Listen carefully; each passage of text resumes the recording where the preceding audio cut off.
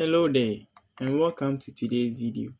In this section, we have 92 squared and I'm going to show you a very simple and easy trick to solve it under seconds. So to start with, we take the first digit. The first digit is 9. So we take 9 and square it. 9 squared gives us 81. So we put 81 on the side. We have 2 here as well. So we take 2 and we square it. We get 4. So we combine 81 and 04. Now what do we do next? We multiply 9 and 2 and multiply the exponent as well. So now we have 9 times 2 giving us 18. Multiplying 2 giving us 36.